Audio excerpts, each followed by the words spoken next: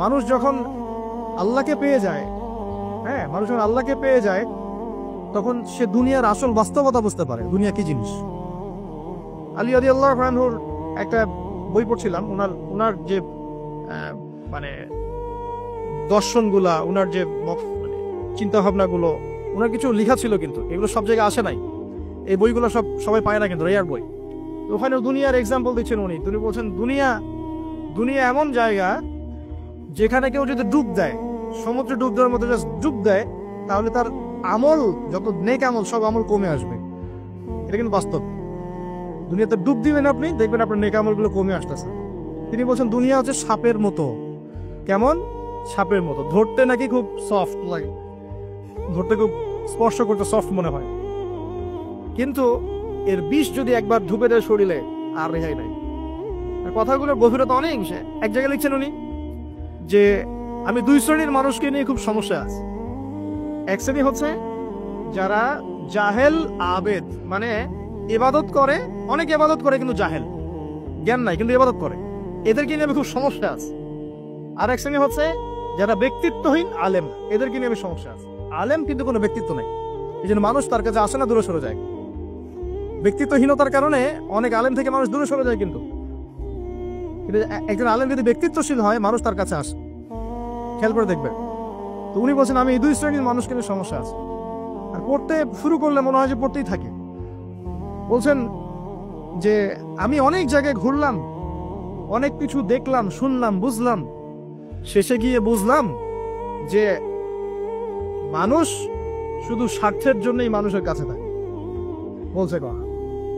তিনি বলছেন তুমি যদি ভালোবাসাকে বাড়াতে চাও তাহলে মানুষের সাথে খুব বেশি মেলামেশা করতে যাও, একটু কম মেলামেশা করো, একটু দূরত্বে থাকো, তোমাকে মানুষ ভালোবাসবে।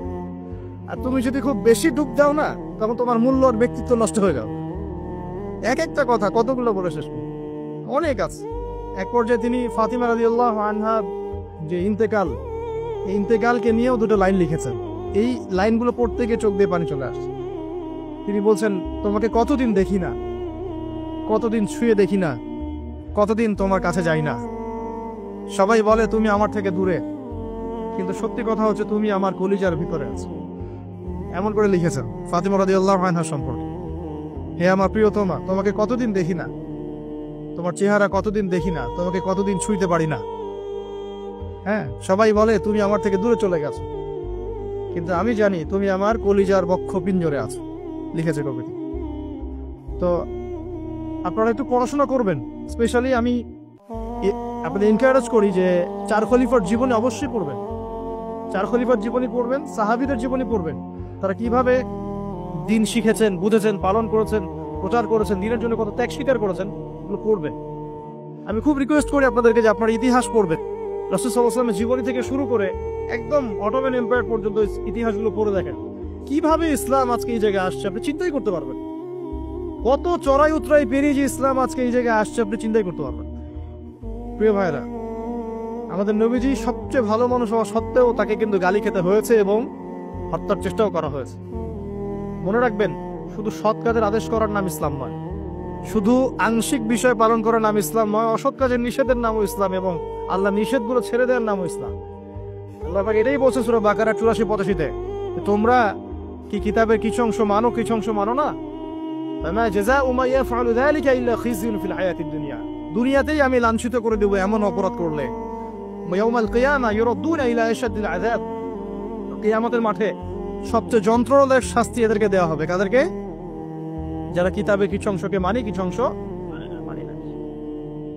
পারি না পারি, আগে আকীদা পরিষ্কার রাখবো যে ইসলামে প্রত্যেকটা বিষয়ের হেদায়েত আছে, এটাই চূড়ান্ত দিন, এর বাইরে কোনো দিন আল্লাহর কাছে গ্রহণযোগ্য হবে না। কেউ চর্চা করলে তা কোশ্চিনকালও কবুল করা হবে না। এবার আসেন, এর ভিত্তি কি? এর ভিত্তি হচ্ছে দুইটা। কয়টা? দুইটা থেকে আরো দুইটা এসেছে, এই দুইটা হচ্ছে মূল। নবী সাল্লাল্লাহু আলাইহি ওয়াসাল্লাম বলছেন তারাকতু ফিকুম আমরাইন, আমি তোমাদের মাঝে রেখে গেলাম মাত্র দুটো বস্তু। কয়টা বস্তু? দুটো বস্তু। লান তাদিল্লু মা তামাসসাকতুম বিহিমা, তোমরা কোশ্চিনকালেও পথভ্রষ্ট হবে না যতদিন পর্যন্ত এই দুটাকে আঁকড়ে ধরে থাকবে। কোন দুটা? এক নাম্বার আল কিতাবুল্লাহ, আল্লাহর কিতাব। দুই নাম্বার ওয়া সুন্নাতে নবীহি, তার নবীর সুন্নাত। তো কোরআন এবং সুন্নত মিলেই কোরআন এবং হাদিস নয় কি? আচ্ছা, এখন আমাদের সামনে নবীজি নাই, আমাদের সামনে সাহাবায়ে কেরাম নেই, আমাদের সামনে তাবে তাবেঈন চার ইমাম কেউই নাই, ওলামায়ে কেরাম আছেন, আর আমাদের সামনে আছে কোরআন এবং হাদিসের কিতাবগুলো। এই তো ইসলাম আমরা দেখছি, তাই না? এর বাইরে তো আমরা দেখতে পাচ্ছি না। সাহাবীরা না হয় সরাসরি নবীকে দেখে দিন পালন করেছেন, তাই না? তারপরের জেনারেশন সাহাবীদেরকে দেখে করেছে, তারপরের জেনারেশন তাবেঈদের দেখে করেছে। আমরা তো কাউকেই দেখতে পাচ্ছি না। আমরা দেখছি কোরআন এবং হাদিসের কিছু কিতাব এবং ওলামায়ে কেরাম সামনে আছে। এই তো, এই দুইটা হচ্ছে ভিত্তি। এখন এখান থেকে আরো দুটো এসেছে, একটা হচ্ছে ইজমা, একটা হচ্ছে কিয়াস। এই দুটোও ইসলামের। অনেকে বলে ইজমা কিয়াস ইসলামে নাই, কোরআন সুন্নাহ এই দুটাই। ইজমা এবং কিয়াস গুরুত্বপূর্ণ, কারণ ইজমা, সাহাবীদের ইজমা, এটা একটা খুব গুরুত্বপূর্ণ জিনিস। এবং কিয়াস ছাড়া আপনি অনেক মাসআলা বের করতে পারবেন না। ইয়াবার শব্দ কোরআনে আছে না নাই? ইয়াবা আম শুনেছেন? শুনেন নাই? না শুনলেই ভালো। তো এই শব্দটা কি কোরআনে আছে নাকি? নাই। কোরআনে মাদকের কথা আছে। কিসের কথা? মাদক। এখন কিয়াস দরকার নাই। এই যে একটা মাসআলা, একটা মূলনীতিকে কেন্দ্র করে আরেকটা মাসআলাকে বের করা, ইস্তেহাদ করার যে মূলনীতিগুলো, এগুলো কিয়াস থেকে আসে। এটা কিয়াস। এটা ছাড়া আপনি অনেক মাসআলাই বের করতে পারবেন না সমসাময়িক। তো অবশ্যই কোরআন সুন্নাহ ইজমা কিয়াস চারটাই লাগবে। এখন কথা হচ্ছে, এগুলো তো আর আমরা সরাসরি পালন করতে পারবো না। পারবো? বুঝাচ্ছি, একটু বোঝেন। মনে করেন সামনের দিনগুলোতে দেখবেন বিচ কয়েন আসবে। কি কয়েন? হয়তো অলরেডি অনেক কান্ট্রিতে চলেও আসছে। এখানে কতদিন এটা লঞ্চ হবে আল্লাহ ভালো জানেন, কিন্তু বিট কয়েন মার্কেটে আসছে। এটাকে ক্রিপ্টোকারেন্সি বলে। কি বলে? পেপার মানি নিয়ে যে কথাগুলো বলেছিলাম, কিছু তো ফলেছে নাকি ভাই? কিছু তো ফলেছে। আচ্ছা, সামনে আরো ফলবে ইনশাআল্লাহ। সাস্টেইনেবল অ্যাসেট যেগুলো আছে, সেখানে সম্পদ ইনভেস্ট করেন। আপনার জমি জমা থাকলে চাষবাস করা শুরু করেন। সাস্টেইনেবল অ্যাসেট যেগুলো, সেগুলোতে ফোকাস করেন। এমন কোন জায়গায় অনেক বেশি সম্পদ ইনভেস্ট করে দিয়েন না, যেটা পরে আপনার মানে পথে বসার কারণ না হয়ে যায়। তো ক্রিপ্টোকারেন্সি মনে করেন চলে আসছে, এখন আপনি বোঝেন না ক্রিপ্টোকারেন্সি কি জিনিস, এটা হালাল না হারাম, এটা জায়েজ না জায়েজ, এগুলো মাসালা কি সবাই জানে? জানে কি? এটার জন্য কোরআন সুন্নাহ জ্ঞান লাগবে, ইকোনমিক্সে জ্ঞান লাগবে না, পড়াশোনা লাগবে। এখন সরাসরি কোরআন এবং হাদিসের বইগুলো চর্চা করে আপনি কি এর সমাধান বের করতে পারবেন কিনা? পারবেন? আপনার কি সেই জ্ঞান আছে, যোগ্যতা আছে? আর সেই যোগ্যতা কি সবার আছে? অল্প কিছু মানুষের থাকতে পারে, যারা ওলামায়ে কেরাম, তাদের এই যোগ্যতা।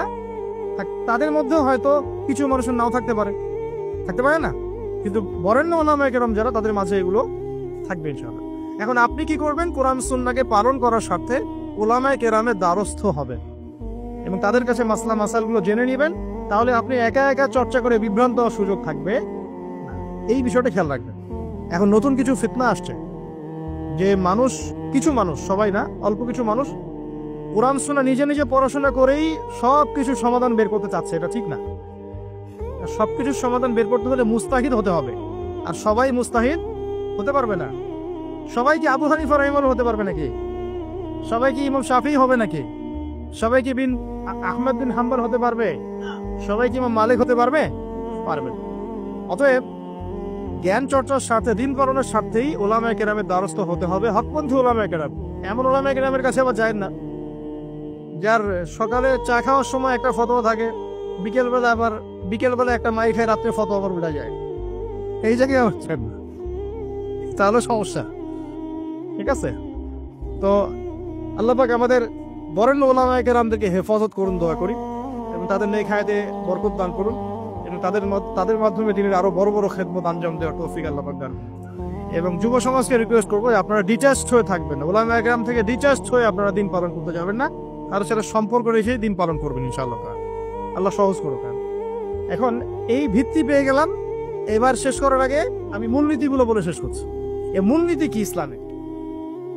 শোনেন, এই জায়গাটা একটু ভালো করে শোনেন। নবী সাল্লাল্লাহু আলাইহি ওয়াসাল্লাম বসে আছেন মসজিদে। একজন ব্যক্তি আসলেন, ব্যক্তির গায়ে ধবধবে সাদা জামা, চুলগুলো কুচকুচে কালো, এবং তাকে মদিনার কেউ চিনে না।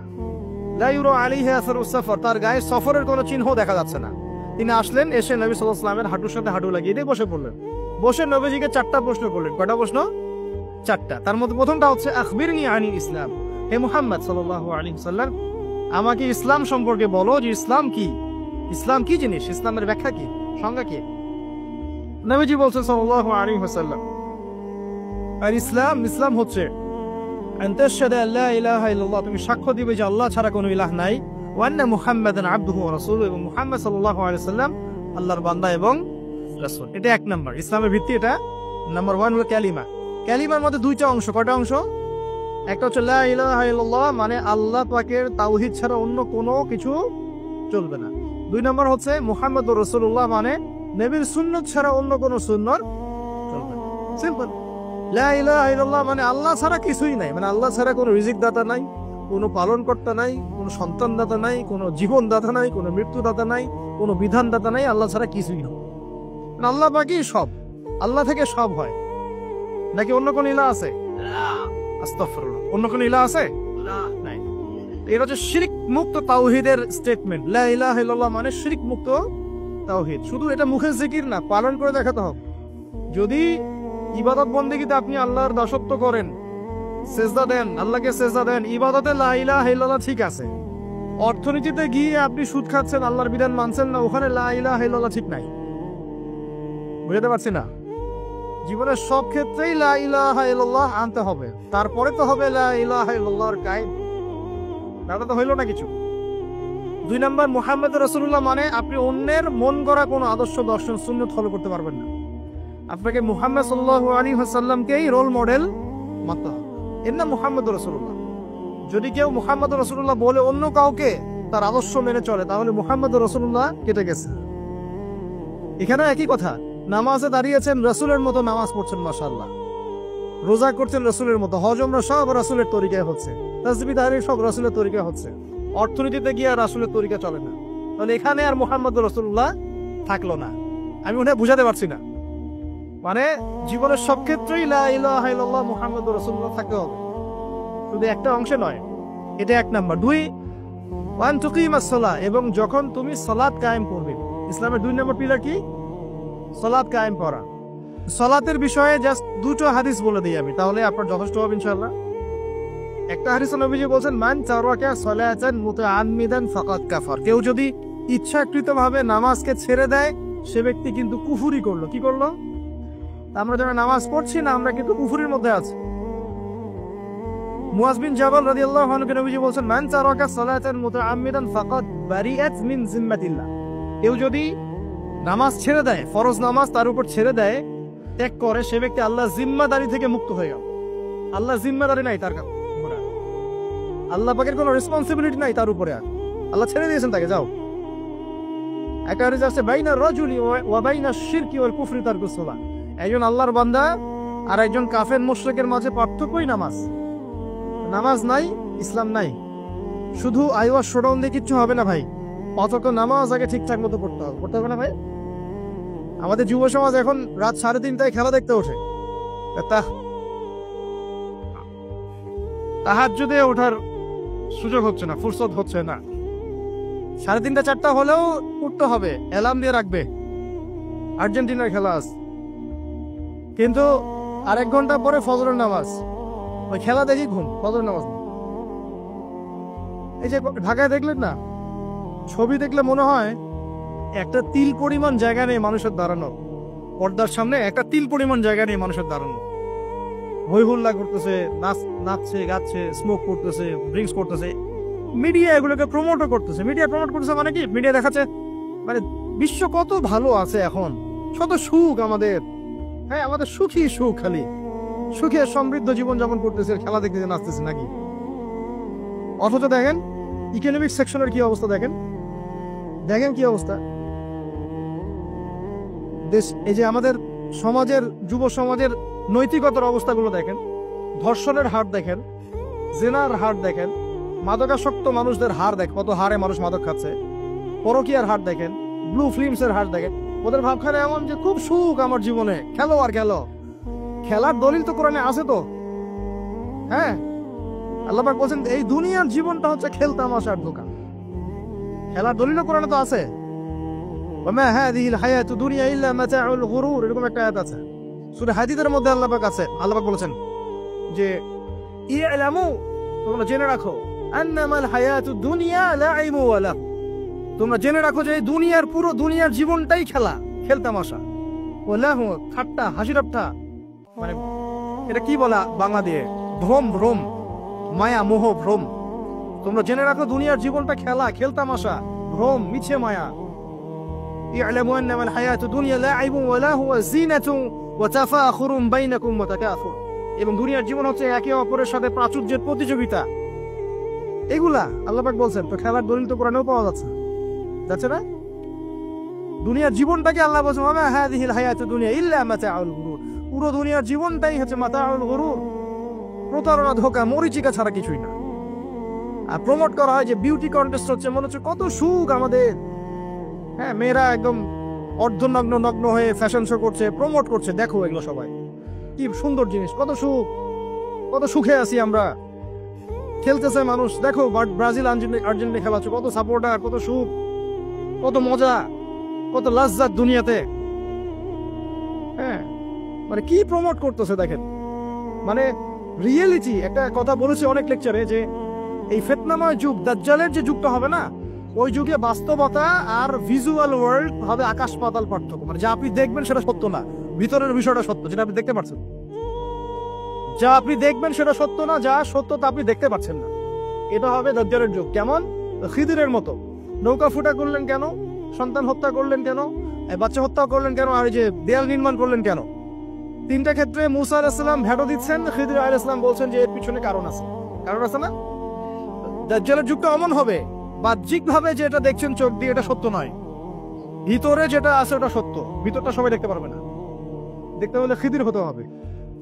ভিতরটা হচ্ছে যে সমাজ তো ডিস্ট্রয়েড, ম্যাসাকার হয়ে গেছে, সমাজের কাঠামোই ভেঙে গেছে আমাদের। এখন নারী পুরুষের যে ফাংশন চেঞ্জ হয়ে গেছে, ধর্ষণের হার দিন দিন বেড়ে গেছে, ইফটিজিং বেড়েছে, বেপরদামি বেড়েছে, নগ্নতা বেড়েছে, মাদক বেড়েছে, পরকীয়া বেড়েছে, কচি কচি বাচ্চা কাচ্চা মেয়েগুলোকে ধরে ধরে ধর্ষণ করা হচ্ছে। সমাজের কাঠামোই চেঞ্জ হয়ে গেছে, সমাজের সমকামিতা বেড়েছে, প্রচুর সমকামী, খেলতামাশা, দুনিয়ার জীবনটা খালি খেলতামাশা। আর আমাদের এই যুব সমাজ, যাদের হাতে ইসলামের ভবিষ্যৎ আছে, ওদেরকে এইদিকে মোহাগ্রস্ত করে রেখে দেওয়া হচ্ছে। এরা নামাজ পড়ে না, কোরআন তেলাওয়াত করে না, আলেম ওলামার সাথে কোনো সোহবত নাই, কোনো সম্পর্ক নাই, হাদিসের কিতাব নাই বাসায়, দাড়ি নাই, ইসলামিক লেবাস পোশাক নাই, ইসলামিক মূল্যবোধ নৈতিকতা নাই, আল্লাহ রাস্তায় সময় দেওয়ার কোনো মানসিকতা নাই। এই যুবক ছেলেপেলেগুলো কিনে নাচতেছে মিডিয়া। কি করবে এরা দেশের জন্য? যারা এরকম অন্য একটা রাষ্ট্র, যে রাষ্ট্র আমাকে চিনেই না, ওর খেলায় সে হুজুকে লাফায়, এ দ্বারা রাষ্ট্রের উন্নয়ন হবে নাকি? আজীব কথা বলেন, এইসব লোকজন দ্বারা রাষ্ট্রের উন্নয়ন হবে নাকি? যখন আমরা এই খেলতামাশায় ব্যস্ত আছি, দেখবেন পশ্চিমারা ঠিকই ওদের উদ্দেশ্য বাস্তবায়ন করছে। কি আশ্চর্য একটা অবস্থা, কি আশ্চর্য! মানে এত সুখে আছি আমরা, এতই সুখ, খাবার, পানি, বাসস্থান, বেকারত্ব, কত সমস্যা নিয়ে ভুগতেছি আমরা, এতই সুখ যে বিশ্বকাপে নাচতে হবে আমাদেরকে। আবার এটাকে মুসলিম কান্ট্রির মধ্য দিয়ে জায়েজ করে নেওয়ার একটা পায়তারা চলছে। আয়োজন করেছে এক মুসলিম কান্ট্রি, খেলেছে আর এক মুসলিম কান্ট্রি। হ্যাঁ, এবং এটাকে দলিল নিয়ে এসে এটাকে জায়েজ করে একটা টেন্ডেন্সি চলছে, ফাইজলামি শুরু করছে। অথচ যেখানে যেখানে এগুলো হচ্ছে তার পাশে ইয়েমেন পড়ে আছে, তার পাশে সিরিয়া পড়ে আছে, যেখানে লক্ষ লক্ষ মানুষ না খেয়ে পড়ে আছে। ইয়েমেনে লক্ষ লক্ষ শিশু না খেয়ে মরতেছে এখন। ওদের 2013-14 সাল থেকে নিয়ে 2022 পর্যন্ত প্রায় 3.5 লক্ষ মানুষ মারা গেছে ইয়েমেনের এই ঘটনাগুলো, গৃহযুদ্ধ এবং এই যে আরব কান্ট্রিগুলোর মধ্যে কনফ্লিক্টের মতো। এবং প্রায় 60% সেখানে বাচ্চা কাচ্চা। আপনি এত টাকা পয়সা খরচ করে এগুলো আয়োজন করতে, আমরা প্রমোট করতেছি, এর 5% টাকা ওদেরকে দিলেই তো ওদের 3 বেলার খাবার হতো। সিরিয়ার মানুষগুলোকে দেখেন গিয়ে, ওখানে তো ওটা রঙ্গমঞ্চ হয়ে গেছে। মানে যে যার স্বার্থে এখানে ঢুকে, ওখানে ইসরায়েলও ঢুকছে, আমেরিকাও ঢুকছে, তুরস্কও ঢুকতেছে, ওখানে আগে রাশিয়া ছিল, ওখানে বাশার আল আসাদ, সব মিলে জগা খিচুড়ি অবস্থা একটা। মানুষের মানবতা, জীবনযাত্রা নাই, জীবনের কোনো মূল্য সেখানে নাই। প্রচুর মানুষ, ছোট ছোট ছেলে পেলে দেখবেন না খেয়ে ওখানে মারা, উদ্বাস্তুর মতো তাঁবুর নিচে জীবনযাপন করে। এটা দেখেন না চোখে? ওখানে একটা খেলা, হুদাই একটা খেলা নিয়ে তো লাফালাফি করতেছে, পাশে এতগুলো মানুষ না খেয়ে মারা যায়, কোনো খবর নাই। নিজে ভরপেট খাই, প্রতিবেশী অনাহারে থাকে, মুমিন হবে? কিসের ইসলাম ফলো করতেছি আমরা? আসলে আমরা যে ইসলামটা ফলো করতেছি এটা পশ্চিমাদের শেখানো ইসলাম। আমরা রাসূলুল্লাহ সাল্লাল্লাহু আলাইহি ওয়াসাল্লামের শেখানো ইসলাম ফলো করতেছি না। আমার স্ট্রেট কাট কথা একদম, আমরা যে ইসলামটা ফলো করতেছি এটা হচ্ছে পশ্চিমাদের শেখানো ইসলাম। রাসূলুল্লাহ সাল্লাল্লাহু আলাইহি ওয়াসাল্লাম ইসলাম ফলো করলে আজকে আমাদের অবস্থাগুলো হতো না। আল্লাহ পাক আমাদেরকে বোঝার তৌফিক দান করুন। আমি শুধু ফাযাক্কির ইন্নামা আনতা মুযাক্কির, আল্লাহ পাক যে বলেছেন তুমি উপদেশ দাও, তুমি শুধু উপদেশ দাতা, লাস্তা আলাইহিম বিমুসাইতির, কারো প্রতি তুমি দারোগা নাও, আমরাও কারো প্রতি দারোগা নই, কিন্তু পুরো বিশ্বের প্রেক্ষাপটটাকে কোরআন সুন্নাহ দিয়ে ব্যাখ্যা করার দায়িত্ব আমাদের। কেউ গ্রহণ করলে করবে, না করলে করবে না, তার কবরে সে যাবে, আমার কবরে আমি যাব, সিম্পল, শেষ। গতানুগতিক লাইফস্টাইলে এখন এই পৃথিবীর বেশিরভাগ মানুষ বস্তুবাদী। এটা দেখার জন্য, বোঝার জন্য জাস্ট আপনার হৃদয়ের চোখ, হৃদয়ের কান, হৃদয়ের ইন্দ্রিয়গুলো একটু উন্মুক্ত করতে হবে। আর হৃদয়ের চোখ, হৃদয়ের কান উন্মুক্ত হবে তখনই যখন আমরা আল্লাহ এবং তার রাসূলের সামনে আত্মসমর্পণ করব, তার আগে নয়। তো বেশিরভাগ মানুষ বস্তুবাদিতায় লিপ্ত থাকে। আবার দেখি কিছু মানুষের সারাদিন ফিকির একটাই, পলিটিক্স, পলিটিক্যাল অ্যাফেয়ার্স, পলিটিক্স, কিভাবে পলিটিক্স করব, কিভাবে অপোজিশনকে ডমিনেট করা যায়, কি করলে তার ক্ষতি করা যাবে, কি করলে তাকে ওভারটেক করে আমি সামনে যেতে পারবো। কিছু মানুষের চিন্তা ইকোনমিক সেকশনে, আল মাল, কিভাবে মাল অর্জন করা যাবে। আমার 2 তলা বাড়ি আছে, কিভাবে 4 তলা হবে। 2টা বিজনেস আছে, কিভাবে 10টা হবে, 5টা হবে। আমার 100% জমি আছে, কিভাবে 200% হবে। আল মাল। এই শ্রেণীর মানুষকে নবী সাল্লাল্লাহু আলাইহি ওয়াসাল্লাম আব্দুদ দিনার বলেছেন, দিনারের দাস। আব্দুল্লাহ নয়, আল্লাহর দাস নয়, দিনারের দাস। আরো কিছু মানুষ আছে, আমরা এখন সায়েন্স এবং টেকনোলজির অগ্রগতির খোরা অজুহাত তুলে সরাসরি আল্লাহকে ডিনাই করে ফেলছে এবং এই মতাদর্শ সমাজে বাস্তবায়নের চেষ্টাও করছে। এডুকেশন সেক্টরে হোক, সংস্কৃতির নামে হোক, সামাজিক অ্যাসোসিয়েশনের নামে হোক, মুক্ত চিন্তার নামে হোক, আমরা ডে বাই ডে যুব সমাজের একটা বড় অংশকে এথিস্ট বানাচ্ছি। আবার কিছু মানুষ সারাদিন সংস্কৃতি নিয়ে পড়ে আছে, গান বাজনা, নাট্য, কলা ইত্যাদি ইত্যাদি। কিছু মানুষ সারাটা জীবন ঢোল তবলায় কাটিয়ে দিচ্ছে, কিছু মানুষ সারাটা জীবন একটা গিটারকে নিয়ে কাটিয়ে দিচ্ছে, একটা মিউজিক্যাল ইনস্ট্রুমেন্ট নিয়ে কাটিয়ে দিচ্ছে। কিছু কিছু দিনই বোন সারাটা জীবন অপসংস্কৃতির অন্ধ অনুকরণে কাটিয়ে দিচ্ছেন। এবং আপনাদের কাছে, সরি ফর মাই ল্যাঙ্গুয়েজ, অনেক সময় মনে হচ্ছে সৌন্দর্যই সবকিছু। আল্লাহ রাব্বুল আলামিন হয়তো বা মনে হয় আমার বাহ্যিক সৌন্দর্য দেখেই বিচার করবেন আপনাদের উপরে। কিছু কিছু যুব সমাজ সারাদিন PUBG, free fire, mobile games, addiction, YouTubing, Facebooking, অস্থির অবস্থা, অস্থির। ঠান্ডা মাথায় 1 সেকেন্ড বসে চিন্তা করতে যাচ্ছে না যে তাকে আল্লাহ বা কেন সৃষ্টি করেছে। তো এইরকম ভেরিয়াস কাইন্ডস অফ পিপল আমাদের এই সমাজের মধ্যে, যে কোনো কান্ট্রির দিকে আপনি তাকাবেন এই দৃশ্যটাই পাবেন। এর মধ্যে গুটি কয়েক কিছু মানুষ আপনি পাবেন, ওয়াকালিলুম মিন ইবাদিয়াশ শাকুর, আমার শুকরগুজার বান্দা, আল্লাহ বলেছেন খুব অল্প হবে। অল্প কিছু মানুষ ইসলাম চর্চা করার চেষ্টা করছে। আমি ওই সেন্সে কথা বলছি না যে সারা বিশ্বে 200 কোটি মুসলিম, 300 কোটি মুসলিম, 500 কোটি মুসলিম, বাংলাদেশে 90% মুসলিম, এই ধরনের গতানুগতিক পরিসংখ্যানে আমি বিশ্বাস করি। যখন ইসলামের ডেফিনেশনটা আপনি আজকে বুঝে যাবেন বাসায়, তখন আপনি নিজেও চিন্তা করবেন যে আসলে আমরা মুসলিম আছি কিনা। সংখ্যা তো বসিয়ে দিলাম 90% মুসলিম, ঠিক আছে। তো গুটি কয়েক কিছু মানুষ আল্লাহর পরোয়া করেন, তার রাসূলের পরোয়া করেন, তার কিতাবের প্রতি সম্মান প্রদর্শন করেন। এই মানুষগুলোর মধ্যে কয়েকটা ভাগ আছে। এক ভাগ মানুষ পরিপূর্ণ মুমিন, মাশাআল্লাহ, আমরা দোয়া করি আল্লাহ পাক তাদের সংখ্যা বাড়িয়ে দেন। এক ভাগ মানুষ আছেন পরিপূর্ণ মুসলিম, উদখুলু ফিস সিলমি কাফার উপর আমল করে, অর্থাৎ তোমরা পরিপূর্ণরূপে ইসলামে প্রবেশ করো, এই আয়াতের উপর তারা আমল করে। এক শ্রেণীর মানুষ আছেন মুযাবযাবিনা বাইনাহুম, মানে ডান বামের মাঝখানে থাকেন, যখন স্রোত যেদিকে সেদিকে ফ্লো। এবং এর মধ্যে কিছু দাড়ি টুপিওয়ালা মানুষও আছে, যেদিকে ফ্লো সেদিকে কথা, যেদিকে ফ্লো সেদিকে অ্যাক্টিভিটিস, তার নিজস্ব একটা স্বতন্ত্র অবস্থান নাই, এটাই হক, এরকম একটা অবস্থান নাই। কিছু মানুষ আছেন আল্লাহ এবং তার রাসূলকে বিশ্বাস করেন, কিন্তু কাজ করতে গিয়ে কবিরা গুনাহে লিপ্ত হচ্ছে, সুদ খাচ্ছে, মদ খাচ্ছে, জেনা করছে, পরকায়ে লিপ্ত হচ্ছে, হারাম অ্যাফেয়ার্সে আছে, নোংরা মুভিজ দেখছে, আস্তাগফিরুল্লাহ। কিছু মানুষ আছেন পার্ট টাইম মুসলিম, শুক্রবারে আপনি তাদেরকে পাবেন, ঈদের দিনে পাবেন, কোন একটা কনফারেন্সে পাবেন, আপনি 5 ওয়াক্ত নামাজে পাবেন না। আপনি এর মধ্যে পাবেন কিছু প্রোটেস্ট্যান্ট মুসলিম। প্রোটেস্ট্যান্ট কেমন? কালিমা তো পড়েছি, লা ইলাহা ইল্লাল্লাহ, আল্লাহ মাফ করে দিবেন, এই যে চিন্তা মাথায় বসিয়ে নিয়েছে, সে আমলকে ইমানের অংশ মনে করছে না। কালিমা একদিন পড়েছি, লা ইলাহা ইল্লাল্লাহ মুহাম্মাদুর রাসূলুল্লাহ, ব্যাস আমি জান্নাতে চলে যাব। Protestant version of Islam. এরকম অনেক ভার্সন আছে ইসলামের মধ্যেই। কেউ আছে সুবিধাবাদী মুসলিম, কেউ ফাসেক মুসলিম, কেউ জালেম মুসলিম, কেউ আছে মোনাফেক টাইপের, কেউ প্রোটেস্ট্যান্ট।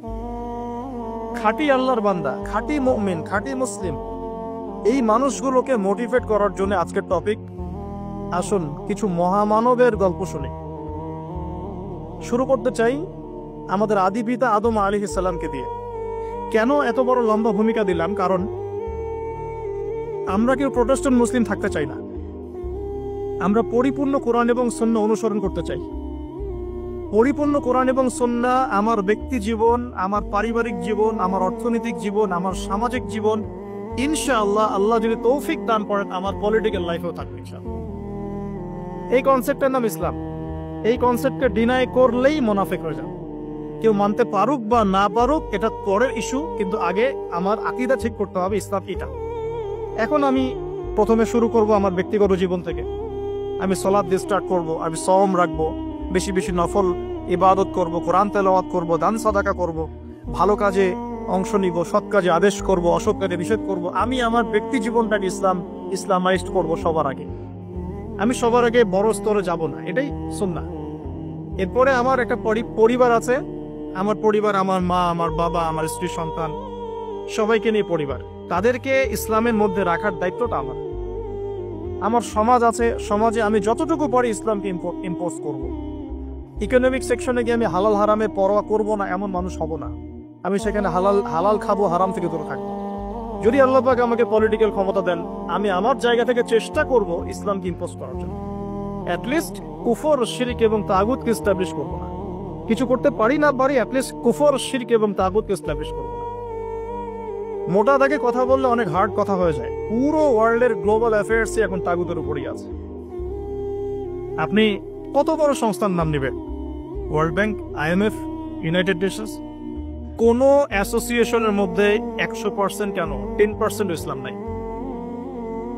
তো এখন আমাদের করণীয়, নিজের ব্যক্তি জীবন থেকে যখন ইসলাম বিদায় নিচ্ছে তখন ওই লেভেলে কথা বলাই তো আমার জন্য দুষ্কর। এটা তো অপরাধ, আমার জন্যই অপরাধ। তো আমাদের ফার্স্ট অফ অল স্টার্ট করতে হবে ব্যক্তি জীবন থেকেই, দেন পরিবার, সমাজ, গ্র্যাজুয়ালি উই উইল অ্যাডভান্স ইনশাআল্লাহ তাআলা। এখন আকীদাকে স্পষ্ট করলাম। আল্লাহ পাক সূরা মুলকের মধ্যে একটা কথা বলছেন, এই আয়াতটা থেকে আমি সামনে যাচ্ছি। আল্লাহ পাক, আপনারা সবাই সূরা মুলক আজকে তেলাওয়াত করবেন বাসায় গিয়ে, কারণ রাতের বেলা সূরা মুলক পড়াটা কিন্তু সুন্নাহ। এখানে আল্লাহ রাব্বুল আলামিন একটা কথা বলেছেন, তাবারাকাল্লাযী বিয়াদিহিল মুলক ওয়া হুয়া আলা কুল্লি শাইইন কাদির। আল্লাহ পাকের হাতেই রাজত্ব, কর্তৃত্ব, তিনি সমস্ত বিষয়ের উপর কর্তৃত্বশীল।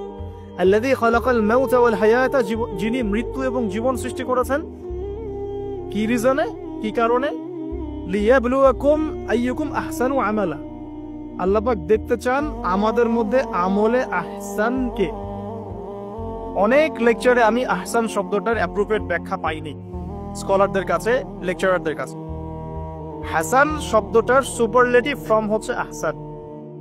হাসান মানে হচ্ছে ভালো, উত্তম, ভালো, খাবারটা ভালো। আহসান খাবারটা অনেক বেশি ভালো। হাসান মানে উত্তম, আহসান অনেক বেশি উত্তম। বলি আমরা কবির মানে বড়, আকবার সবচেয়ে বড়, তগীর মানে ছোট, আসগর মানে সবচেয়ে ছোট। এটাকে বলা হয় ইসমে তাফজিলের সিগা, মানে সুপারলেটিভ ফর্ম ইংরেজিতে আমরা যেটা বলি। তো আল্লাহ পাক এই আয়াতে একটু খেয়াল করে দেখেন, আল্লাহ পাক কিন্তু আমাদেরকে গতানুগতিক মুসলিম হিসেবে দেখতে চাচ্ছেন না। আল্লাহ পাক বলছেন, আমি দেখতে চাই তোমাদের মধ্যে আমলে আহসান কে। বাস এই শব্দটা যদি বুঝতে পারি আজকের আলোচনার ভিতরে ঢুকতে পারবো। আমি কি আহসানটা বোঝাতে পেরেছি? আল্লাহ পাক দেখতে চান না আমাদের মধ্যে আমলে, আকীদায়, ঈমানে, তাকওয়ায়, এগুলোতে গতানুগতিক কে। আল্লাহ পাক দেখতে চান আমাদের মধ্যে আমলে বেস্ট কে, শ্রেষ্ঠটাকে। এখন কোরআনের পাতাগুলো যদি ঘেটে আমরা শেষ করি একটা খতম দিয়ে একটা মাসে, চেষ্টা করবেন 1 মাসে 1 খতম দেওয়ার জন্য, আল্লাহ তৌফিক দান করুন। প্রতিদিন 1 পারা করে পড়লে 1 মাসে 1 খতম হয়ে যায়। আর বছরে অন্তত একবার পুরো কোরআনটা অর্থসহ পড়তে হবে। পারা যাবে ইনশাআল্লাহ? বছরে অন্তত একবার পুরো কোরআনটাকে অর্থসহ আমরা পড়ার চেষ্টা করব। এই পাতাগুলো যদি আমরা উল্টাই তাহলে দেখব কোরআনের মধ্যে আল্লাহ রাব্বুল আলামিন কাফেরদের কথা বলেছেন, জালেমদের কথা বলেছেন, ফাসিকদের কথা বলেছেন, মুত্তাকি মুমিন মুসলিমদের কথা বলেছেন। এবং আল্লাহ পাক যে শব্দটা চাচ্ছেন আমাদের কাছে আহসান, এই আহসান কিছু মানুষের কথা আল্লাহ পাক কোরআনে বলেছেন। আজকে ওইটাই গল্প। সূরাতুল বাকারার আয়াত নাম্বার 207-8 এই দুটো আয়াত একটু পড়ে দেখবেন। আল্লাহ পাক বলছেন ওয়া মিনান নাস, বাদা আউযু বিল্লাহি মিনাশ শাইতানির রাজিম, ওয়া মিনান নাস, আল্লাহ বলছেন মানুষের মধ্যে কিছু মানুষ আছে, সবাই না। ওয়া মিনান নাস, মানুষের মধ্যে কিছু মানুষ আছে যারা কিনা মাইয়াশরি নাফসাহু বিতিগা মারদাতিল্লাহ, যেই মানুষগুলো আল্লাহ পাকের সন্তুষ্টির জন্য তাদের নফসটাকে বিক্রি করে দিয়েছে। সুবহানাল্লাহ, চারটাখানি কথা না কিন্তু। মানুষের মধ্যে আল্লাহ কিন্তু সূরা বাকারায় বলেছেন শুরুর দিকে মানুষের মধ্যে কিছু মানুষ আছে যারা মুমিন, কিছু মানুষ আছে যারা কাফের, কিছু মানুষ আছে যারা মুনাফিক, শুরুর দিকে পাবেন। এখানে আল্লাহ পাক বলছেন মানুষের মধ্যে কিছু মানুষ আছে যারা তাদের নফসটাকে আল্লাহর সন্তুষ্টির জন্য বিক্রি করে দিয়েছে। সুবহানাল্লাহ, মানে তাদের জীবনের মূল থিমটাই হচ্ছে আল্লাহ পাকের সন্তুষ্টি অর্জন করা। কোনো কিছুকেই তারা আল্লাহর সন্তুষ্টির উপর প্রাধান্য দিবে না। যদি কোটি টাকার অফার আসে হারাম, সে সেটা রিজেক্ট করবে, আল্লাহ নারাজ হবে। একটা সুন্দরী মেয়ে যদি জেনার অফার করে, সে রিজেক্ট করবে, কারণ সে আল্লাহকে ভয় করে। সে আল্লাহ পাকের জমিনের উপরে গায়রুল্লাহ বা কুফফারদের, তাগুতদের কোনো লস ইমপ্লিমেন্ট করতে পারবে না, কারণ সে আল্লাহকে ভয় করে। সে ইকোনমিক লাইফে হালাল হারামের পরোয়া করে চলবে, কারণ সে আল্লাহকে ভয় করে। সে তার পরিবারে পর্দা এস্টাবলিশ করবে, বিকজ সে আল্লাহকে ভয় করে। মানে আল্লাহ পাকের সন্তুষ্টির জন্য নিজের নফসটাকে, জান মাল সবকিছুকে বিলিয়ে দিয়েছে। এই মানুষগুলোর সম্পর্কে আল্লাহ বলছেন ওয়াল্লাহু রাউফুম বিল ইবাদ, এই মানুষগুলোর প্রতি আল্লাহ পাক রাউফ হবেন, কোমল নরম সফট হয়ে যাবে। সুবহানাল্লাহ, কোমল নরম সফট মানে কি? কিয়ামতের মাঠে ডাকা হবে, এই গুনাহগুলো করেছিলে? জি আল্লাহ, আমি এই গুনাহগুলো করেছি। আল্লাহ পাক পর্দা দিয়ে দেবেন, পর্দার পরে বলবেন যে দুনিয়াতে তোমার এই গুনাহগুলো আমি গোপন করে রেখেছিলাম, আজকেও সবগুলো গোপন করে দিলাম, জান্নাতে চলে যাও। আল্লাহু রাউফুম বিল ইবাদ, আল্লাহ পাক তার বান্দার প্রতি রাউফ, কোমল হবে। দুনিয়াতে রাউফ কেমন? যে কোনো বিপদ আপদ বালা মুসিবতে সেই ব্যক্তি হাঁটু গেড়ে আল্লাহর কাছে চাবে, আল্লাহ আমার এই সমস্যা, আল্লাহ আমার এই সমস্যা, আল্লাহ আমার এই সমস্যা। আল্লাহু রাউফুম বিল ইবাদ, আল্লাহ পাক ওই বান্দার প্রতি সফট, কোমল হয়ে যাবে। এগুলোর অনেক প্রমাণ আমি আমার জীবনও পেয়েছি, এগুলো আমি পাবলিকলি বলতে পারবো না, আর আপনি ব্যাখ্যা করতে পারবো। আর এমন কিছু বিষয় আছে যেগুলো আসলে মানুষকে বলেও বোঝানো যায় না। বড় বড় স্কলারদের কিতাব এখন যখন পড়ি, তারা বলেন কি বলবো, তোমরা তো বুঝবেই না। মানে এমন একটা লেভেলে মানুষ চলে যায় যে ওই লেভেলের কথা সবাইকে বোঝানো যায় না। কিভাবে বলবো, কিভাবে ব্যাখ্যা করবো, কোন আবেগ নিয়ে আসবো, কোন শব্দ নিয়ে আসবো, আমি আপনাকে বোঝাতে পারবো না। এরকম একটা অবস্থান থাকে। একজন সাহাবীর নাম বলি আলী ইবনে আবি তালিব রাদিয়াল্লাহু আনহু। আপনি তার পুরো জীবনী পড়লে তাকে খুব সফট পাবেন, নিজেকে গোপনকারী পাবেন, খুব বেশি উচ্ছ্বাস প্রকাশকারী পাবলিক ফিগার, হ্যাঁ, এই যে আমরা শো অফ, নিজেকে জাহির করা, আপনি পাবেন না তাকে। এবং তিনি শেষ জীবনে কি বলেছেন জানেন? শেষ জীবনে বলেছেন যে যে জ্ঞান আমি নবী সাল্লাল্লাহু আলাইহি ওয়াসাল্লামের কাছ থেকে পেয়েছি, সেগুলোকে সুষ্ঠুভাবে বন্টন করার মতো কাউকে পেলাম না জীবনে। মানে একটা লেভেল থাকে মানুষের আল্লাহ তাকে মারিফত লাভের, যে লেভেলে গিয়ে মানুষ সবার সাথে আমভাবে কিছু বলতে পারে না। আমি ওই লেভেলে কিছু ফিল করছি, কিছু নির্যাস পাচ্ছি যে আমি আপনাকে বোঝাতে পারছি না। যাই হোক, আল্লাহ পাক রউফ মানে এত সফট হবেন, জীবনের যে কোনো পদে আপনি আল্লাহকে ডাকবেন, আল্লাহ আপনাকে তাৎক্ষণিক সাড়া দিবেন। ইনশাআল্লাহ, ইনশাআল্লাহু আযজা ওয়া জাল। এখন পাতাগুলো ঘাটলে আমরা প্রথম এইরকম কোন মানুষকে পাই যারা নিজের নফসটাকে আল্লাহর জন্য উৎসর্গ করে দিয়েছেন? 1 নাম্বার পাচ্ছি আমরা আমাদের আদি পিতা আদম আলাইহিস সালাম। আজকে ডিটেইলস আয়াত বাই আয়াত পড়ার সময় পাচ্ছি না, তবে আমি তামারি বলছি, আপনারা একটু বাসায় পড়ে নেবেন। আদম আলাইহিস সালামকে আল্লাহ রাব্বুল আলামিন নিজের হাত দিয়ে সৃষ্টি করেছেন। সুবহানাল্লাহ। এখন আল্লাহ পাকের হাত কি, কেমন, কিভাবে ব্যাখ্যা করতে পারবো না, এবং এই ব্যাখ্যা করা আমাদের জন্য জরুরি নয়। আল্লাহ পাক যা বলেছেন বাস, কোনো কিছুর সাথে সাদৃশ্যপূর্ণ নয়, কোনো কিছুর এক্সাম্পল তার সাথে শোভনীয় হবে না। জাস্ট আল্লাহ পাক বলেছেন খলাকতু বিয়াদাই, আমি আদমকে সৃষ্টি করেছি আমার 2 হাত দিয়ে, বাস এই পর্যন্ত, ফুল স্টপ। এইগুলো হচ্ছে কোরআন সুন্নাহর কিছু মূলনীতি। আল্লাহ পাক বলেছেন আর রহমান আলাল আরশ ইস্তাওয়া, রহমান আরশের উপরে সমুন্নত। কোন হালতে কি অবস্থায় আছেন ব্যাখ্যা করতে পারবো না, দরকার নাই, ফুল স্টপ। আদম আলাইহিস সালামকে সবচেয়ে বড় যে নেয়ামত আল্লাহ পাক দিয়েছেন সেটা হলো আদম আলাইহিস সালামকে আল্লাহ পাক তার পক্ষ থেকে ইলম শিক্ষা দিয়েছেন। সুবহানাল্লাহ। আল্লাহ পাক প্রথমেই তাকে সৃষ্টি করে ফেরেশতাদেরকে দিয়ে সিজদা করার নাই। আল্লাহ পাক তাকে আগে জ্ঞান শিক্ষা দিয়েছেন। সূরা বাকারা শুরুর দিকে আছে ওয়া আল্লামাল আদামা আসমা কুল্লাহা, আমি আদমকে যত রকম জ্ঞান আছে, আসমা কুল্লাহা মানে যত রকম নাম এবং জ্ঞান আছে সবই শিখিয়েছে আদম আলাইহিস সালামকে। উম্মাহ আজকে পিছিয়ে পড়েছে আদম আলাইহিস সালাম এই মহামানবের জ্ঞানতাত্ত্বিক সুন্নত না নিয়ে। আজকে আমরা লেকচার শুনতে চাই, ইউটিউব ফেসবুক থেকে দিন শিখতে চাই, আমরা জ্ঞান অর্জন করতে চাই না। আপনি একটা লেকচারে ডাকেন, আপনি 2-3 লাখ লোক পাবেন, বাংলাদেশেই তো হচ্ছে 2-3-4-5 লাখ লোক, কিন্তু আপনি 5 লক্ষ লোককে 6 মাস একটা সিস্টেমেটিক সিলেবাস দিয়ে পড়াশোনা করতে বলেন, দে উইল ডিনাই। শুরু করে দেন, দেখবেন তার মধ্যে 10 জন বাকি আছে, বাকি সবাই রিজেক্ট করেছে। উম্মার সবচেয়ে বড় সমস্যা এখন, ইয়াংদেরকে স্পেশালি বলছি, জ্ঞানতাত্ত্বিক রেভলিউশনের ঘাটতি আছে।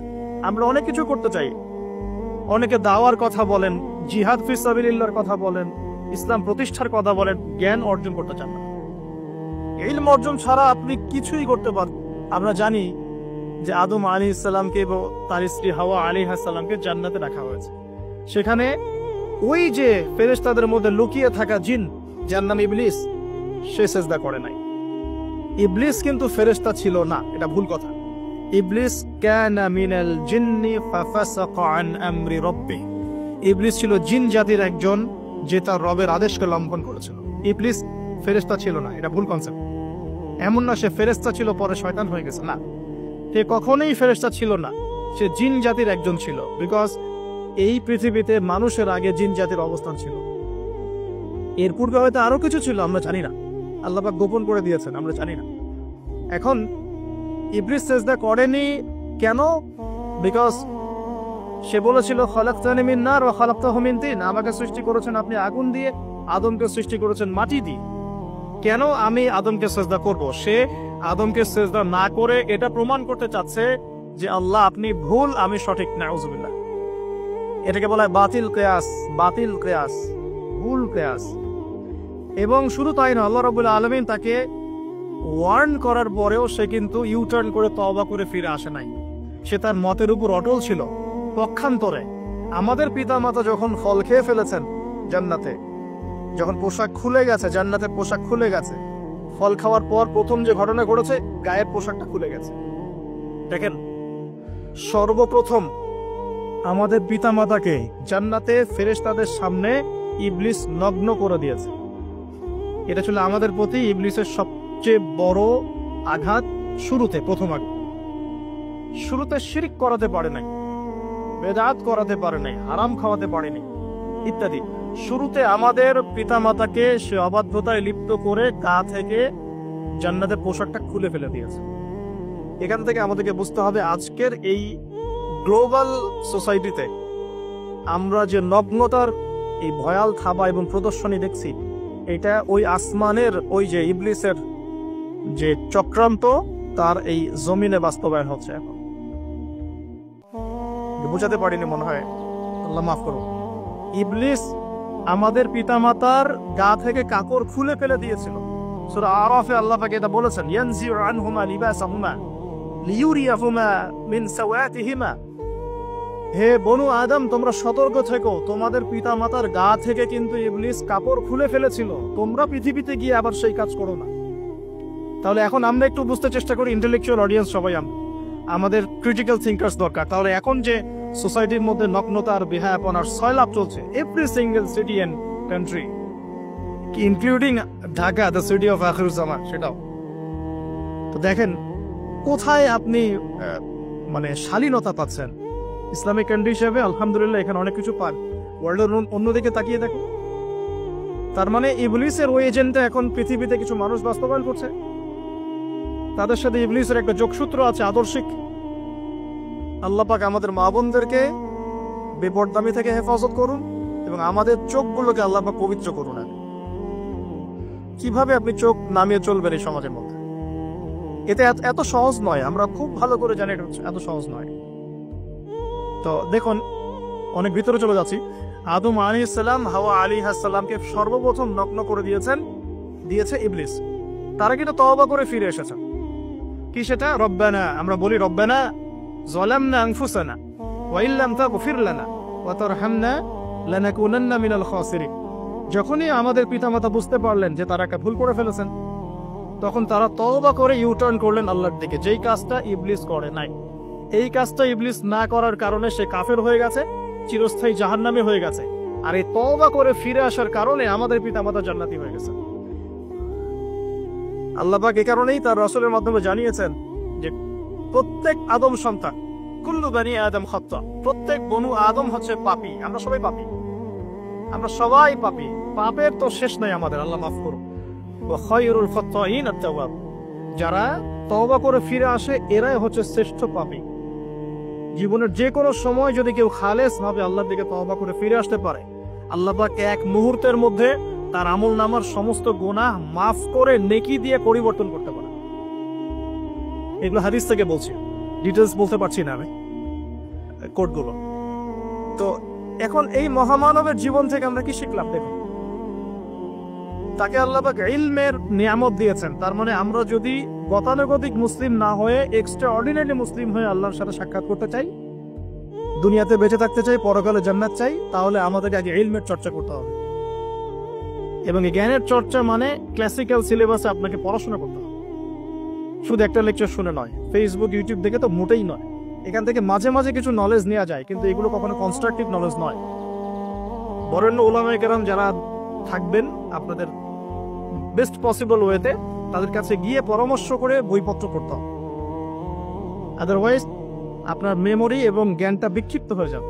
এখনকার ইয়াং জেনারেশনের অন্যতম সেরা প্রবলেম হচ্ছে তাদের মস্তিষ্ক বিক্ষিপ্ত। তাদের মস্তিষ্কে কনস্ট্রাকটিভ কোনো সিলেবাসে পড়াশোনা নাই। আজকে এই বই, কালকে ওই বই, কালকে আদনান ভাইয়ের লেকচার, পরশুদিন আজহারি ভাইয়ের লেকচার, তারপরের দিন আরেক ভাই, তারপর আরেক ভাই। আবার সমাজে তো এক একজন এক এক কথাও বলছে, তখন তার মাথাটা পুরো পাজলড, হ্যাঁ, ম্যাসাকার্ড। এই মাসালা এটা বলছেন, ওই মাসালা ওইটা, তার ওইটা কি হবে, ওইটা কি হবে। সলিউশন হচ্ছে ক্লাসিক্যাল ইসলামিক সিলেবাস পড়াশোনা করতে হবে। আমি খুব শর্ট করে গেলে সাবজেক্টগুলো বলে দিই আপনাদের। 1 নম্বর, ফার্স্ট অফ অল কোরআনুল কারীম। কোরআনুল কারীমের মধ্যে থাকবে authentic recitation, translation, Quranic grammar এবং অ্যারাবিক ল্যাঙ্গুয়েজ, 4টা বিষয়। তারপর থাকবে হাদিসের নবী সাল্লাল্লাহু আলাইহি ওয়াসাল্লাম। হাদিসের মধ্যে সহজ হাদিসের কিতাবগুলো পড়তে হবে। ফর এক্সাম্পল মিশকাতুল মাসাবিহ, রিয়াদুস সালিহিন, বুলুগুল মারাম, আপনার ফয়জুল কালাম, হাদিসে আরবাঈন, এরকম কিতাবগুলো আগে। তারপরে আস্তে আস্তে আস্তে আপনি কঠিন কিতাবের দিকে যাবেন। তবে এগুলো ওস্তাদ ছাড়া হয় না। এরপর দরকার হচ্ছে সিরাত, নবী সাল্লাল্লাহু আলাইহি ওয়াসাল্লামের পবিত্র জীবনী। এই জীবনী যার জানা নাই, সে তার জীবনটাকে রাসূলের সিরাতের আলোকে মেলাতে পারবে না। এবং দ্বীন ইসলাম নিয়ে কিছু করতে চাইলে রাসূলের সিরাতের সুন্নাহ মাফিক করতে পারবে না। এরপর দরকার ইকোনমিক্সের জ্ঞান, ইসলামিক ইকোনমিক্স অবশ্যই। তারপরে দরকার হচ্ছে ইসলামিক ইতিহাসের জ্ঞান, ফিকহের জ্ঞান, আকীদার জ্ঞান, উসুলের জ্ঞান। এভাবে একটা কনস্ট্রাকটিভ সিলেবাস দাঁড়ায়। তারপরে গিয়ে একজন মানুষের জ্ঞানটা পাকাপোক্ত হবে। সময় লাগুক না, 10 বছর, 15 বছর, 20 বছর। আমরা দোয়া করি আল্লাহর কাছে, আল্লাহ পাক আগামী পুরো 20 বছর আমাদেরকে পড়াশোনা করার তৌফিক দান করুন। পড়তে থাকবো। আমাদের বেশি কথা বলার দরকার নেই, পড়তে থাকবো, জানতে থাকবো। এখন তাহলে আমরা আজকে প্রথম একটা লেসন পেলাম, গতানুগতিক মুসলিম না হয়ে এক্সট্রা অর্ডিনারি মুসলিম হতে হলে প্রথমে এই মহামানবের জ্ঞানতাত্ত্বিক শিক্ষা নিতে হবে, ইলমের মেহনত হবে ইনশাআল্লাহ তাআলা। আল্লাহ পাক আমাদের সবাইকে জ্ঞানের মেহনত করার তৌফিক দান করুন এবং আমাদের পরিবারে জ্ঞান প্রতিষ্ঠার তৌফিক দান করুন, আমাদের বাচ্চাদের মধ্যে সেই জ্ঞান প্রবেশ করানোর তৌফিক দান করুন। আর প্রয়োজন হচ্ছে তাওবা। আদম আলাইহিস সালাম ভুল করেছেন, আমরাও ভুল করি, কিন্তু শয়তানের পাল্লায় পড়ে ভুল করলেই তার তাবেদারি করতে হবে না, বরং যখনই আমাদের স্মরণ হবে আমরা ইউটার্ন করবো আল্লাহর দিকে তওবা করে। দ্বিতীয় মেসেজ হচ্ছে বেশি বেশি তওবা ইস্তেগফার করব। দিনে কমপক্ষে 100 বার পড়তে পারি আস্তাগফিরুল্লাহাল্লাযী লা ইলাহা ইল্লা হুয়াল হাইয়ুল কাইয়্যুম ওয়া আতুবু ইলাইহি, অথবা এতটুকু অ্যাটলিস্ট আস্তাগফিরুল্লাহ ওয়া আতুবু ইলাইহি, আস্তাগফিরুল্লাহ ওয়া আতুবু ইলাইহি, বাস এতটুকু। নবী সাল্লাল্লাহু আলাইহি ওয়াসাল্লাম দিনে 100 বার তওবা করতেন, কোন হাদিস এসেছে 70 বার তওবা করতেন। এরপর একটু সামনে যাই, কোরআনের পাতা উল্টালে দেখবো আরেকজন নবীর নাম আসে, আরেকজন মহামানবের নাম, তার নাম হচ্ছে নূহ আলাইহিস সালাম। এই মানুষগুলো যাদের কথা বলছি তারা কিন্তু কেউ গতানুগতিক মুসলিম ছিলেন না, ছিলেন তারা এক্সট্রা অর্ডিনারি মুসলিম ছিলেন। আমি তাদের থেকে নলেজ নিচ্ছি। এবার আসি কোরআনের পাতা একটু সামনে গেলে দেখবো আরেকজন নবীর নাম চলে আসে, নূহ আলাইহিস সালাম। নাম শুনেছেন? সামারি 950 বছর দিনের দাওয়াত দিয়েছেন। সুবহান। এক্সট্রা অর্ডিনারি মুসলিম হতে হলে আমাদেরকে দাওয়াতি কাজ করতে হবে, তার আগে হয়েছে জ্ঞান অর্জন করতে হবে। এই দাওয়াতি কাজটা হবে মধ্যম পন্থায়, শৈথিল্যতাবাদ না, চরম পন্থা না, মধ্যমপন্থী থাকবো ইনশাআল্লাহ। এখানে অনেক সময় মধ্যমপন্থী থাকতে গিয়ে কিছু মানুষ হিকমতের দোহাই পেরে শৈথিলতাবাদী হয়ে যায়। আমি মনে বুঝাতে পারি না, কিছু মানুষ মধ্যম পন্থার দাওয়াতের কথা বলেও হিকমতের দোহাই দিয়ে কখনো কখনো শৈথিল্যতাবাদী হয়ে যান। এটাও ঠিক ওটাও ঠিক, এটাও চলে ওটাও চলে, এদিকে চলে আসে। আবার কিছু মানুষ মধ্যম পন্থার কথা বলে অনেক সময় খুব ওভার এগ্রেসিভ পদক্ষেপে চলে যায়। দুটোই উম্মার জন্য ক্ষতিকর। এই জন্যই ক্লাসিক্যাল ওলামায়ে কেরামের সাথে পরামর্শ ভিত্তিক চলাফেরা করা উচিত, তাহলে তারা ডাইরেকশন দিতে পারবেন যে কোনটা এই প্রেক্ষাপটে করা উচিত, কোনটা করা উচিত না। তো নূহ আলাইহিস সালামের জীবন থেকে আমরা শিখছি দাওয়াতের মেহনত করতে হবে। এটা আমি আজকেও শিখলাম নতুন করে। নিজের মতেই মনে হলো যে আমার সামনে যে ভাই গাড়ি ড্রাইভ করছেন তাকে তো দুটো কথা বলতে পারতাম, কেন বললাম না? যে ইমামের পিছনে নামাজ পড়ে আসলাম তাকে তো দুটো কথা বলতে পারতাম, কেন বললাম না? বলতে পারতাম যে ইমাম সাহেব আপনি শুনুন, নবী সাল্লাল্লাহু আলাইহি ওয়াসাল্লাম বলেছেন দুনিয়ার সবচাইতে নিকৃষ্ট চোর হচ্ছে সে ব্যক্তি যে রুকু সেজদা ঠিকমতো আদায় করে না। চুরি করলে চোরের হাত কেটে ফেলতে হয়। যদি কেউ আমার ফোনটা চুরি করে, ইসলামিক লস কি বলছে? তার হাতটা কেটে ফেলতে হয়।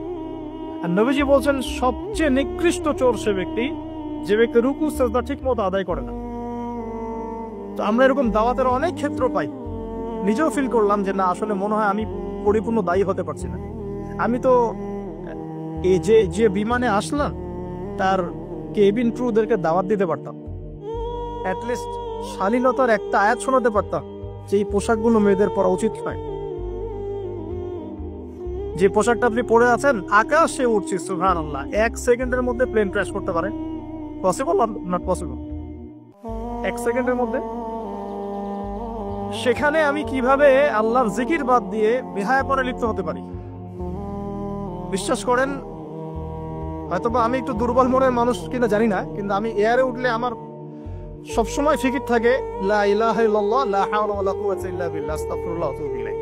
মানে আমি মনে হয় যে আল্লাহ পাক ধরে রেখেছেন আমাকে, এটা ফিল করে আল্লাহ ধরে রেখেছেন বলে যেতে পারছি। ওখানে আমরা কিভাবে নগ্নতা প্রদর্শনী করতে পারি, কিভাবে করতে পারি? তো দাওয়াতের অনেক ক্ষেত্র সামনে আসে। আপনার সন্তানকে, আপনার স্ত্রীকে, আপনার প্রতিবেশীকে, ড্রাইভারকে, সবজিওয়ালাকে আমরা দাওয়াত দিতে পারি। বাট আমি মনে হচ্ছে যে আমি আসলে কথাটা বলছি বড় গলায়, আমি এখন নিজেও এটা হতে পারি নাই। আল্লাহ পাক আমাদেরকে হওয়ার তৌফিক দান করুন। নূহ আলাইহিস সালাম 950 বছর দাওয়াত দিয়েছেন। একটা খালি এক্সাম্পল দিচ্ছি, তিনি সূরা নূহের মধ্যে আল্লাহ পাক বলেছেন, নূহ আলাইহিস সালাম আল্লাহকে বলছেন রব্বি, হে আমার রব, ইন্নী দাআউতু কওমি লাইলা ওয়া নাহারা, আমি আমার এই কওমকে প্রতিদিন প্রতি রাত দাওয়াত দিয়েছি। সুবহানাল্লাহ, প্রতিদিন প্রতি রাত। আজকে এসেছি, হয়তো 2-3 মাস পরে আপনাদের এখানে আবার আসতে পারি। প্রতিদিন প্রতি রাত কিন্তু আমি দাওয়াতি কাজ করতে পারছি না, আমরা কেউই করছি না।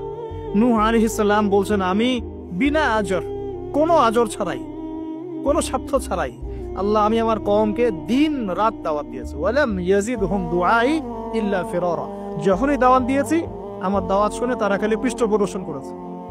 কেউ মাথা ঢেকে ফেলেছে, কেউ মুখ কান বন্ধ করেছে, কেউ আমাকে পাগল বলেছে, মজনুন বলেছে।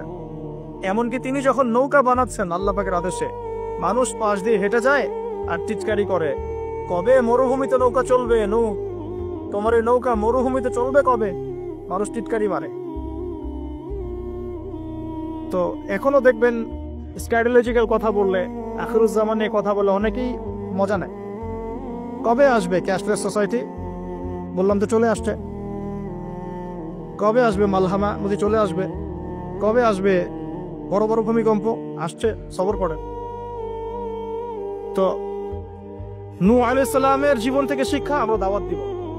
আমরা ফার্স্ট অফ অল জ্ঞান অর্জন করব, ক্লাসিক্যাল সিলেবাস পড়াশোনা করব, উলামায়ে কেরামের সাথে সোহবত রাখবো এবং দাওয়াতে কাজ করবো ইনশাআল্লাহ। এবং এখানে আমরা মধ্যমপন্থী থাকবো, নট চরমপন্থা, নট শৈথিল্যতাবাদ। নূহ আলাইহিস সালামের জীবন থেকে আরো দাওয়াত, দিন রাত দাওয়াতের মেহনত করা, দিন রাত দাওয়াতের মেহনত করা। আল্লাহ পাক আমাকে আপনাদের সবাইকে তৌফিক দান করুন। কতদিন? 950 বছর। কত বছর? 950 বছর। পুরো আব্বাসীয় খেলাফত ছিল 509 বছর কি 10 বছর মেবি। পুরো আব্বাসীয় খেলাফত 510 বছরের মতো। উমাইয়াদের ছিল 93 ইয়ার্স। আমাদের নবী সাল্লাল্লাহু আলাইহি ওয়াসাল্লামের দাওয়াতের মিশন বয়স ছিল 23 বছর। 950 বছর দাওয়াত দেওয়ার পর তাফসীরের কিতাবে এসেছে 40 or 80 ফ্যামিলিজ, এই 40 বা 80টা ফ্যামিলি ইসলাম কবুল করেছে। তার মানে এখানে শিক্ষা, এক্সট্রাঅর্ডিনারি মুসলিম হতে হলে দাওয়াতের মেহনতে হতাশ হওয়া যাবে না, লেগে থাকতে হবে, লম্বা সময় ধরে দাওয়াত দিতে হবে। আল্লাহ পাক আমাকে আপনাদের সবাইকে লম্বা সময় ধরে বিশ্বে দাওয়াতি কাজ করার তৌফিক দান করুন।